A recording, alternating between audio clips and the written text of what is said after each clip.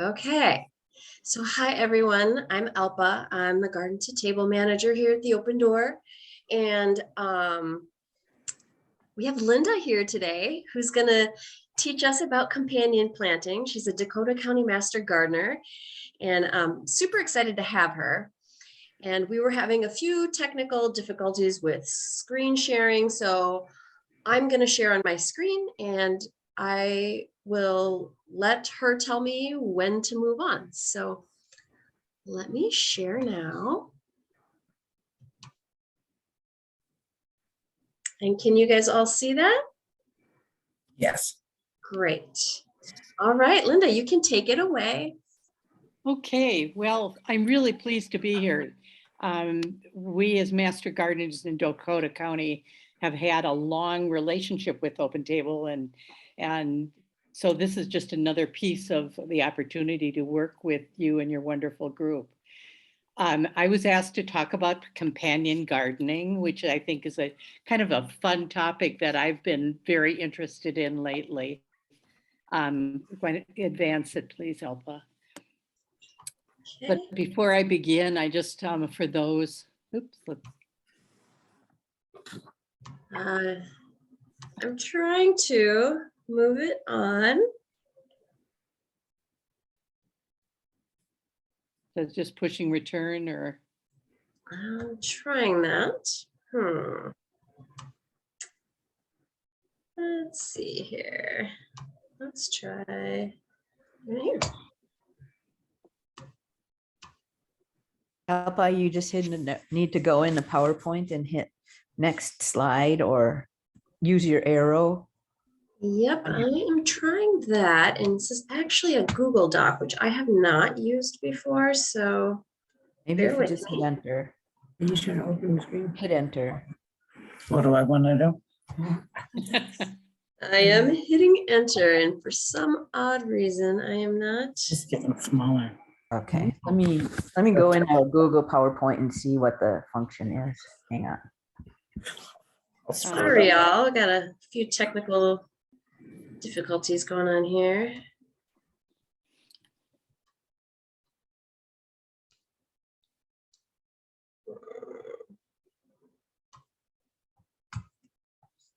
I could also, I mean, everybody's on internet. I could also send people copies of the PowerPoint so they could follow along on their own if need be.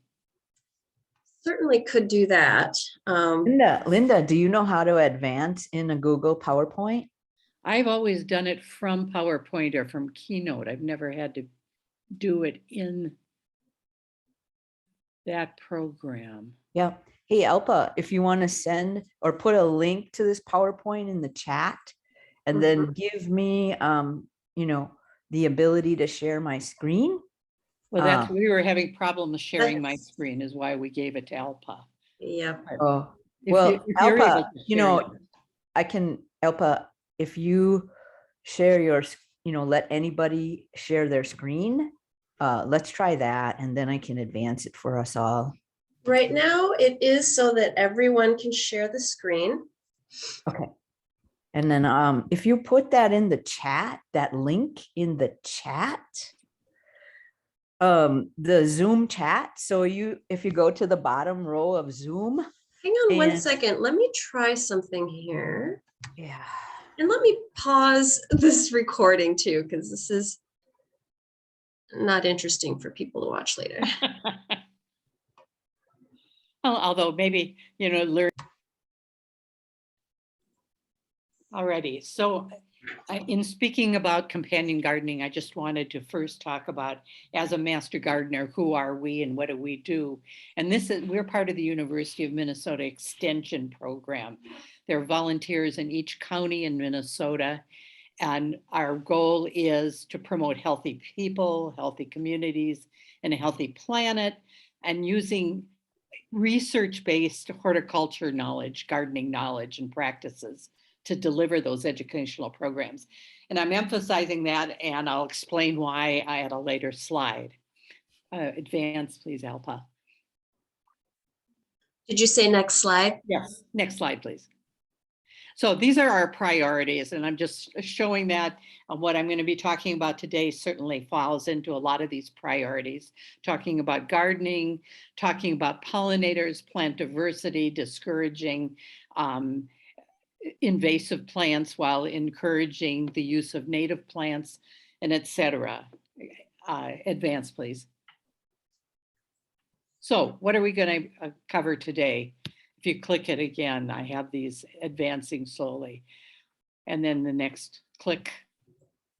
We're going to talk about what is companion gardening next, why companion garden, and finally, next, I'm going to give you some examples of companion gardening. Next slide, please. So when you are all thinking about your gardens, and I assume that everybody on here are gardeners or would like to be gardening. And as we go through this, I'd love for you to interrupt me. I have no problem doing that and provide any examples of things that you've tried that have worked or haven't worked. But when you're thinking about gardening, you often are thinking about how you're going to lay out your garden. First click. One example is straight row gardening. Click it again. And I love this woman. I look at her and think about my dad. He had this perfect, he would line a string up just like this lady did to have perfect rows. He'd have a perfect row of carrots and a perfect row of peas, perfect row of beans, etc. And that's one example of how a lot of people garden. Next click, and then another one. A lot of people nowadays are using square foot gardening. And in that case, you're looking at each square foot, trying to decide how many of a particular vegetable you're going to put in that square foot. So how many carrots can you grow in a square foot? How many tomatoes, etc. But another consideration that can be done in addition to just looking at these individual vegetables, next slide, please, is to think about how all these vegetables interact with each other. So, and that's exactly what companion gardening is. So in companion gardening, you're not looking at each vegetable or flower separately. What you're looking at is how does that particular plant impact your overall garden, and how does it impact the plants that are next to it? Next slide, please. I just want to mention that companion gardening isn't a new concept. It's something that has been going on and been used for generations. It's a tool that a lot of organic gardeners use to reduce the need for pesticides and herbicides. But, you know, when I said that we're supposed to present as a master gardener on research-based concepts, there isn't a lot of empirical research that's been done on companion gardening. There's a lot of anecdotes. As I said, it's been used for years, but a lot of it hasn't been proven. So I just want to present that to you. And as we talk about it, we'll talk about what has worked and what hasn't worked. And again, I want to emphasize, if you've tried some of these things, please feel free to share, because I'm really curious and I learn a lot myself as I do these presentations. Next slide, please. But as you look at the idea of companion gardening, there are really 6 general ways and things that you can consider in companion gardening. And I'm using the term companion gardening very, very broadly, so that some of these, the latter 2, are ones that some people might not consider companion gardening. But when I think about the idea of plants interacting or impacting each other, I think that there are 2 that also should be considered. So with that in mind, companion gardening looks at how do you repel pests. Conversely, how do you attract beneficial insects to your garden? Companion gardening looks at sacrificial plants or trap plants and how to use those to impact your garden. How do you use companion gardening to enhance the taste of various vegetables? And then, as I mentioned, the latter 2, which are, how do you think about what a plant looks like and will grow, and how that it's in itself will impact the plants around it.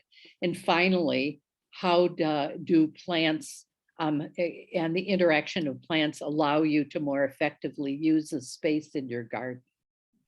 Next slide, please. So the first one, and you can advance, companion planting to repel pests. So in this type of companion gardening, you're going to think about what plants will repel a particular pest that's a problem in your garden. Please click the next. So this picture shows a squash plant. You can see on that leaf that there's some discoloration and a hole. Next, click. This is done by the squash bug, that cute little critter there. And we know that squash bugs are repelled by nasturtium, and next click, and also by radishes. So if you've had trouble with squash bugs, and boy, I've had some of these in my garden, one idea to see if you can repel those would be to plant a row or a circle of radishes around your squash plants to discourage those squash bugs from getting to your squash or zucchini or pumpkins. Next slide, please. Another click. Another example of plant to repel pests. Next click. You can also use this concept with flowers. Click. For example, if you like to grow roses and have had some trouble with fungus or with insects, next click.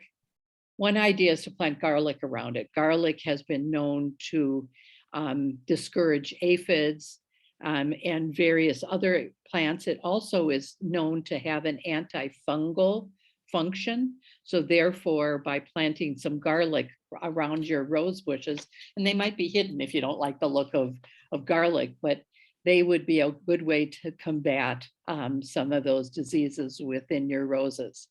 Click that. You can go continue. One of the biggest questions I get when we're at farmers markets is, what do I do about those darn Japanese beetles? Okay, click. So there's a picture of those little critters. They're awfully pretty for all the problems that they create. But one idea is to think about plants that repel beetles. Now there are going to be 4 of these. You can click through those, Alpa. Chives is one. Garlic is another. A third is nasturtium. And a 4th is by planting geraniums around your plants that the Japanese beetles are attacking. Geraniums is an interesting example. Doesn't really repel the Japanese beetles, but there has been research that's done on these, and they've discovered that Japanese beetle actually is attracted to geraniums and they'll eat them, and then they are paralyzed for 24 to 48 hours. So opportunity for you then to get rid of them, or maybe some other insects or pests to eat them while they're incapacitated. So it's one idea to try with Japanese beetles, since there has been not a lot of effective ways of addressing them. Next slide, please. Here's a spreadsheet of just some examples of specific pests that you might have in your gardens and some of the things you might consider to plant around to repel those. So aphids are a problem for a lot of us. Cucumber beetles, I showed that example.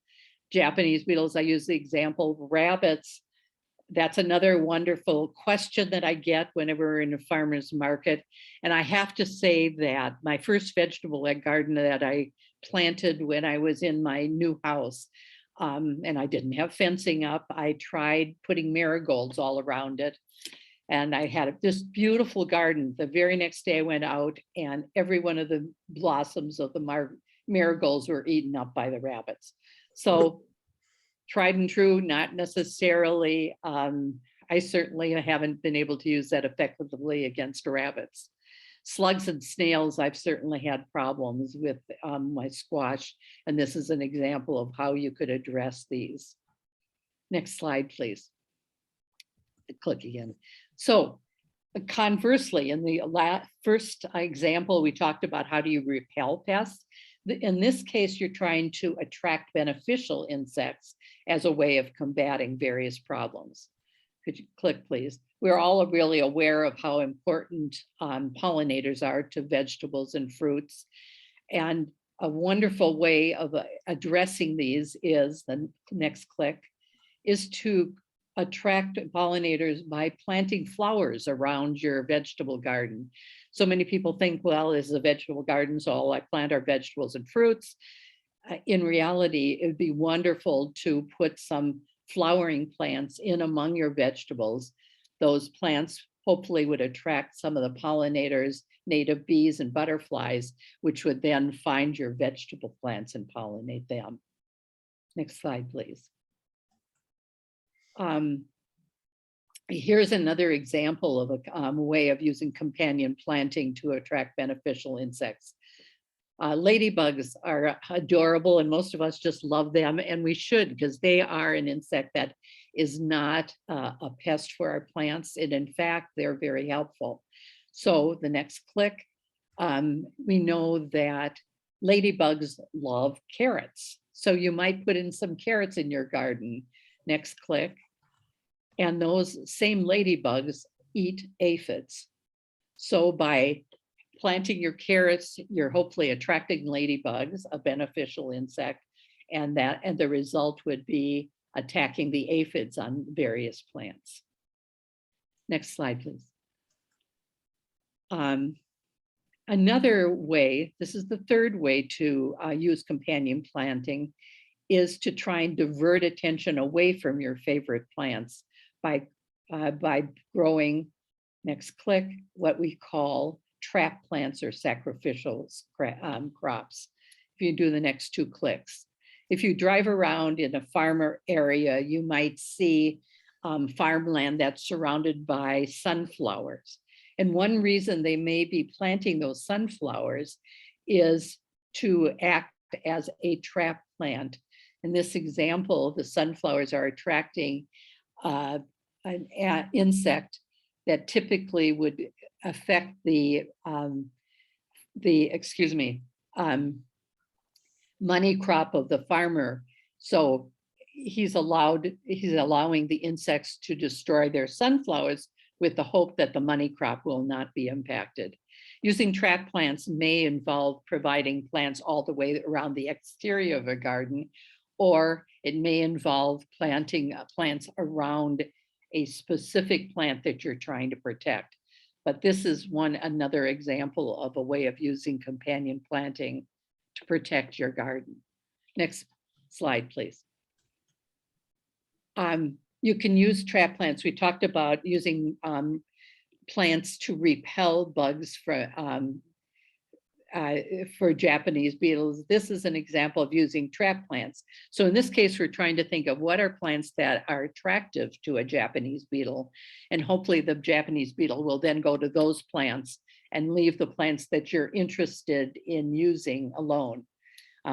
Please click. So here's a Japanese beetle again. And here are 4 examples, if you want to click through those, of plants that are attractive to Japanese beetles. So we have cosmos in the upper left, on the bottom is borage, on the upper right is grapes, and on the bottom are primroses. All of these seem to be attractive to Japanese beetle. So hopefully if you put those in, they eat those plants and leave your vegetables alone. Next. Another way of using companion planting is to use companion planting to enhance the taste of vegetables. Next, I think it's 2 clicks. So tomatoes and peppers are a great example. There, a lot of people believe that by planting herbs like oregano and basil around your tomatoes, it's going to enhance the taste of those vegetables. Next slide, please. Now, here are the ones that some people might not include as companion planting, but I clearly believe it is. it's looking at how does the growth pattern of a plant help to benefit your plants. So for example, if you have some kinds of plants that don't like a full sun, you might plant a large plant next to it, for example, corn, that would shade that particular plant. You might think about using vining plants or plants with large leaves or things like lettuce that would cover the ground, reducing weeding and also keeping moisture in the soil by covering the soil effectively. A lot of people that look at bean plants, which add nitrogen to the soil as a way of benefiting neighbor plants that need more nitrogen for their growth. And finally, you might look at vegetables that are root plants. They clearly break up the soil by growing their wide roots down into the soil. And radishes, I think, are a great example because you grow those, they mature very quickly. So when they're done growing, you have soil that's been loosened up and you can plant another plant right there to benefit from what the radish has done to your soil. Okay, I said that this companion planting has been used for generations. This is a great example, and I love this example that's been used by native tribes as companion planting. Next click. This relates to the story of the three sisters. The three sisters are represented in this case by corn, beans, and squash. Please click. So the corn is a bigger sister. That sister provides a strong base for her sister, the beans, to grow up. In this case, they're using the corn as a trellis actually for the beans. The beans as a help to, as we talked about, provide nitrogen for the soil. They also attract beneficial insects, which we talked about as one companion planting benefit. And the final sister is a squash plant that has the wide leaves that cover the soil, keep the weeds down, and also keep moisture in the soil. Next click. Here's an example of a picture of this three sister planting. I don't think this picture was taken, but the first time I saw this actually used was at the Dakota County Fairgrounds. They had the three sister planting taking place. And I think it's wonderful, not only because of all the companion planting benefits, but look at in a relatively small space, you have three vegetables that are producing significantly for you and look beautiful at the same time. Next clip. Intercropping is another one that some people may not say are companion planting, but again, I think it's a way that one plant impacts and enhances your garden. So when you're looking at some vegetables that don't really like hot weather, like lettuce, for example, you plant it early in the spring, it finishes and you don't want to keep it in the warm weather because it gets a little bitter. So you have that space that can be used by other vegetables. Other vegetables, like we talked about radishes, which mature quickly, you have space then that not only have the roots benefited the soil, but also has provided space for you to use for other plants during your growing season. Another example, if you're talking about flowers, is looking at perennials, and most of us look at this thinking about perennials only bloom for a certain period of time. So how do you intertwine various plants so that you have blossoms throughout the year? Finally, when you think about, there are some perennials that are ephemeral, which means that after they bloom, they die back to the ground. They're still alive, their root system are active, but above ground, you don't see anything. So you have an opportunity to intercrop or plant some other plants in that space. So you're using that space much more effectively. Next slide. When we talk about companion planting, you really should think about this as an opportunity in your containers as well. This isn't a thing that you do just in your ground gardens. Whenever I plant my tomatoes now, I put basil and oregano around it. Not only does it provide supposedly enhancement of the flavor, but it also provides an opportunity to use that pot more effectively. This one, I think, is a wonderful picture of how they've used several concepts of companion gardening. You have the tomatoes in the middle, you have herbs around it to enhance its flavor. And in this case, they put marigolds in, it looks like, and those would repel the pests, but you could also just as readily have planted some flowers that would attract pollinators to benefit your herbs and your tomatoes. So a great way to more effectively use your container garden to get much more produced for your tabletop. Next slide, please. That said, click again. Just as there are plants that you should or might want to try planting next to each other, there are plants that you want to not plant next to each other because of the impact of one plant on another. Some great examples are garlic, onions, and shallots have been known to stunt the growth of beans and peas. So clearly you would want to keep those separate. There are plants that attract same worms or insects, and you don't want to create a petri dish of lots of different plants that might be attractive to the same same insects, so that, excuse me, you're just providing a real wealth of foods for particular worms so that they're going to be attracted to that space. Finally, another example is that it's been shown that dill retards the growth of carrots. So if that's the case, clearly you don't want to put dill next to carrots. And that's something I'm going to remember as I do my pots on my deck next year. I want to try dill, but I'm going to have to make sure that I keep those separate from the carrots that I'm hoping to put in as well. Next plant. Here's an example listing of bad companion plants. So tomatoes, for example, those broccoli and Brussels sprouts are known or believed to stunt the growth of tomatoes, as do pole beans for beets, which I mentioned dill and related to carrots. Onions and peas and beans don't go well together, and beans and peppers are not something that you don't want to put next to each other. Next slide, please. So why do you want to consider companion planting? Clearly, it's another tool that we as gardeners could be using. It provides a natural way of enhancing your garden. It potentially reduces the need for pesticides and herbicides that most of us want to avoid.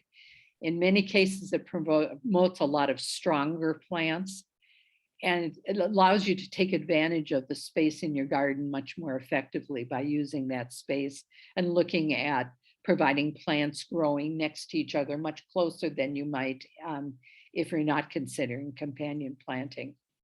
I have a really neat spreadsheet that has 3 columns, well, 4 columns. That is a column of what are various vegetables, of what are plants that you can grow next to them, which ones are what they refer to as allies, and those are plants that actually benefit one thing in one way or another, and which ones are enemies of the particular vegetable. And I could send that to you, Alpa, and then anyone who's interested could get it from you. Would that be acceptable? That would be great. Okay. Yeah. Thanks. So with that in mind, I would love to hear if people have tried various things. This is just lists. If you have specific questions that I can't answer today, or you think of something later, here are good resources. We are at most of the farmers markets during the summer in Dakota County. Even we have master gardeners who've been at some of the inside farmers markets. I believe there's one at Bachman's, and there are some other places. And there are master gardeners who'd love to talk to you hear your stories and provide any information or answers that you might be looking for. We also have an Ask a Master Gardener line that we do with other Master Gardeners throughout Minnesota. And in that case, you leave a message and a Master Gardener will get back to you within 24 to 48 hours with an answer. The final slide, I do have some references that you could use. Again, these are sources that I've used when looking at examples of companion gardening. And again, I can share my PowerPoint if people are interested in that. Open it up I'd love to hear people who've tried various companion gardening that's worked for them. Anybody? Like I said, I've been successful in some. Vicki, you had some comment. Oh, I've been using companion planting for a while, and it's really good to do in the garden to table little rounds because there's limited space and can really maximize the production and help those plants. So thank you so much, Linda. Very informational. Yeah, I've been using it. Yeah, I moved from a house with a lot of space in my yard to an apartment. And so I've been taking advantage also on my deck. So I have limited space, and I'm trying to see how I can most effectively use those spaces. So it's really a fun idea to try. Anybody else have tried anything? Alpa? I just wanted to share the one time that I've grown cabbage that didn't get eaten by bugs. Was I had it next to mint, and apparently that helped with whatever those cabbage worms are. Not touching that again. You think the mint attracted them, or did they? No, I think repel? they repelled them. Yeah. Good. Yeah. It's a really wonderful idea. And as I said, as a master gardener, we want to use whatever natural methods you can use instead of trying to use chemicals that might impact our food supply. So it's a wonderful way to use it. Well, I hope this has been beneficial. I will send you that spreadsheet. It's really kind of fun, and hopefully it'll be helpful. I have a question for you, Linda. Yes, ma'am. Yeah. So as Alpa knows, and some of you who garden at Valley Natural Foods, there's a vole infestation. And are there any plants that you know of that would repel or mitigate the population of voles? V-O-L-E. Yeah, They voles. eat my peppers. They eat my tomatoes. They don't eat everything, but they eat a lot of things. Thank you. I've tried a bunch of things with voles too, and not been real. I've tried everything from people said to put. Let's hope we're not at Valley. What was that Sorry. comment? Oh, I saw. Let's hope we're not at Valley if they've got bowls. Boy, I mean, they tunneled under my my yard with all those little paths that the voles follow. I tried putting hair in the tunnels. That didn't seem to help a lot. I really, really don't know what would be useful. Thank you. It's a good question, and it's something I can try and look up, Vicki, and see if anybody has any other solutions. It would be helpful to see, just a couple of ideas for the voles, because we tried a few things. We tried the little solar powered electrical things that you can stick in the ground. Alpa got some of those, and I don't know what else we all tried, but it is quite annoying because like the day you look at the tomato the day before and you're like, oh, let me just give that 1 or 2 more days. And then you go there the next day and the vole ate it because they know when it's ripe too. Oh, those ornery little voles. Yeah. Yeah. Thank you. Let me see it. And again, let me do a little research, see if there's anything that others have used. And again, I can send it to Alpa unless you want to share your email, Vicki, but I can do it through Alpa since I have her email. Great. Thank you. Sure. I just wanted to say I like the pictures that you showed about the because I've tried to grow nasturtiums and marigolds, but it's like my cucumbers and my zucchini kind of grow over them. Like they grow faster than the flowers around them. So I think this time I'm going to try to put things more towards the center that are bigger and then put the smaller things around the outside. Like, you had the corn that was real tall in the middle, and then you had the zucchini around the outside, it was much smaller. So I'm gonna try that and see if I can actually get my nasturtium to not get shaded out. The only caveat or concern I'd have for you, Tiffany, is just think about how the shading, the sun, Yeah, so that you're not growing something high and tall that's going to shade some plants. okay. So that's the only, but you're absolutely right. It looks pretty if you have it around, but that would be a concern. And then I have a lot of rabbit problems. So if I wanted to do garlic, I mean, garlic, you have to plant it in the fall. So do I have to almost be ahead for next year? Like I have to plant it this fall in the beds that I want the rabbits to stay out of and then just benefit it next spring, next summer? Okay. Yeah, although, last year I found some garlic that they said I could put in the spring. And I tried it. It wasn't as effective, but there are some that you can get if you go to some of the large nurseries. They do have some garlic you could plant in the spring. And if Okay. you don't get the heads to form, you still can, eat the shoots, the stem. So Okay. it's something you certainly could consider. Anything else? This is fun. This was a really fun thing to put together, and I hope it'll be helpful for people. It is, like I said, and it's something that people talk a lot about, and hopefully they'll do more research so I can next time I talk about companion gardening, say this is a tried and true way of doing something instead of something that's just anecdotally something that's been suggested. I have a little question for you. It's Sure. kind of like off the topic, Linda, but I think I saw you at last June at the agroforest planting in Burnsville. Was that you or was that a different master gardener? That must have been someone else, but yes, go ahead.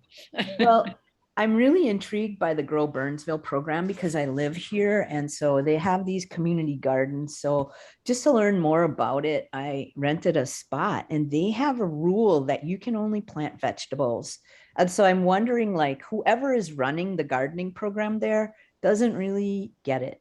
And so I was just wondering if you know who are the master gardeners that work with the Grow Burnsville program that might look and oversee the rule making of these gardens, because vegetables only is not a good rule. It's just like what you just shared. It's totally the antithesis. So do Yeah. you have in your network of master gardeners, do you know who works with the Grow Burnsville program? There are, that's interesting because we just at our last master gardener meeting, there were several people who did talk about Grow Burnsville. So I'm going to try and reach them and I'll let them know of that comment, because you're absolutely right. I mean, you don't want to maybe use the plot for purely flowers, but you certainly want to incorporate flowers to effectively serve the vegetables. Yeah, Great. maybe if you ask them if they would consider reviewing the rules that they're making for the gardeners so that there's some expert knowledge instead of just weird ideas that don't hurt. Absolutely. Thank you. I will forward that. Thank you so much. Appreciate it. Anything else? Great. Well, you have a great organization. I mean, we love working with you as master gardeners, and so I really appreciate being part of this. It was awesome to have you. That was a ton of really good information, and I'm glad that this is recorded so that we can share it with other people. Yeah. Good.